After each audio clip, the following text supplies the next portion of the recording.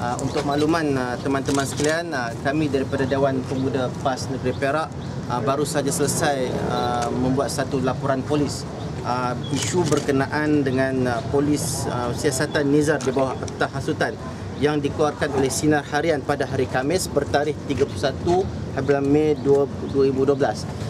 Saudara sekalian, laporan yang kami buat pada hari ini adalah rentetan daripada satu Twitter yang ditulis oleh Yang Berhormat Datuk Seri Nizar, yang mana kami berpandangan daripada pembacaan kami dan juga pengamatan kami, Twitter yang dibuat oleh YB Datuk Seri Nizar ialah satu Twitter yang berbentuk umum berkenaan isu bidaan plat kereta WWW1, yang mana Datuk Seri Nizar memberikan pandangan dia sebagai seorang rakyat Malaysia.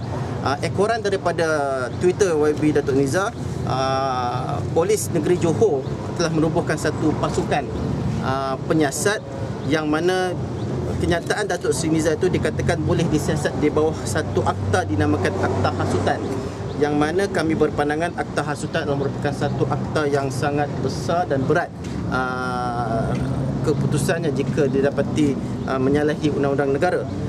Tuan-tuan, berdasarkan tersebut, saya juga merasakan satu bagi Dewan Pemuda PAS Negeri Perak, kami tertanya-tanya juga, adakah polis di Raja Malaysia kita ini terlampau advance, terlampau hebat, hanya membaca Twitter, tidak membaca akhbar-akhbar tempatan.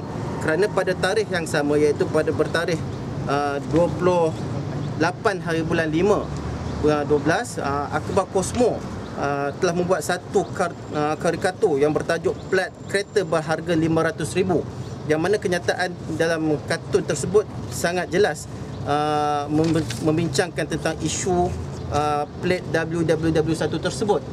Dan keduanya pada tarikh 30 hari bulan 5 2012, Kosmo juga pada sekali lagi pada hari Rabu membuat satu kenyataan yang bersambung dengan WW1 juga. Bermakna sekarang ini ada dua kenyataan yang dikeluarkan oleh akhbar Kosmo berkenaan isu plat WW tersebut. Jadi kami di peringkat Dewan Pemuda PAS Negeri Perak merasa heran kenapa polis di Raja Malaysia boleh mengambil tindakan terhadap satu kenyataan yang berbentuk umum yang dibuat oleh YB Datuk Nizar dalam Twitternya, tetapi seolah-olah macam tak baca akhbar Kosmo, ataupun mungkin polis Raja Malaysia ini tak baca surat khabar kot. Dia hanya baca Twitter. Jadi dua kenyataan yang dikeluarkan oleh Kosmos, dan kita lihat Kosmos yang hingga hari ini pun tidak membuat sebarang kenyataan memohon maaf kepada Baginda Sultan dan sebagainya. Jadi adakah polis di Raja Malaysia ini membuat penyiasatan di bawah Akta Hasutan berdasarkan kes-kes yang selektif sahaja? Jadi kita agak hairan dengan tindakan polis ini sendiri. Jadi daripada itu juga saya melihat oleh kerana kenyataan Kosmo ni keluarnya pada 28 hari bulan, yakni akhbar media perdana ini telah dibaca oleh seluruh rakyat Malaysia. Akhbar Kosmo ni dibaca seluruh rakyat Malaysia berbanding dengan Twitter yang hanya dibaca oleh orang-orang tertentu sahaja.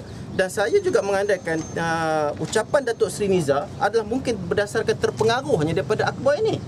Tak mustahil sebagai seorang rakyat Malaysia membaca satu akhbar perdana, kita boleh andaikan Kosmos sudah merupakan akhbar perdana, terpengaruh dengan kenyataan yang dibuat oleh Kosmos ni, kerana Datuk Seri Nizar membuat kenyataan tersebut pada 28 hari bulan jam 4.07 petang, iaitu selepas kenyataan yang telah dibuat oleh Kosmos ni sendiri. Dan tidak mustahil kenyataan Datuk Seri Nizar terpengaruh sedikit daripada kenyataan yang dibuat oleh media Kosmos ni sendiri. Oleh itu, kami daripada pihak Dewan Pemuda PAS Negeri Perak dan melalui kenyataan laporan polis yang dibuat oleh penolong siuser Saudara Safar Rizal, kami hari ini membuat satu kenyataan polis terhadap media Kosmo yang dilihat secara jelas membincangkan isu WW1 ini, sedangkan kenyataan ini pun secara jelas tidak ditujukan kepada Baginda Sultan, berbanding dengan kenyataan oleh Sinar Harian bertarikh 30 Mei, kenyataan tadi nah disebut jelas mengatakan, polis mengatakan kenyataan bidaan itu merujuk kepada Tuanku Sultan Johor. Jadi berlaku beberapa kekeliruan di situ. Polis sendiri mengatakan kenyataan tersebut merujuk kepada bidaan yang dibuat oleh Tuanku Sultan Johor. Tapi kenyataan Datuk Seri Nizar, kenyataan Kosmo sendiri pun tidak merujuk kepada sesiapa. Jadi kami ini pun rasa macam keliru dengan bahasa Malaysia yang ada sekarang ni. Adakah polis lebih faham bahasa Malaysia daripada kami dan sebagainya.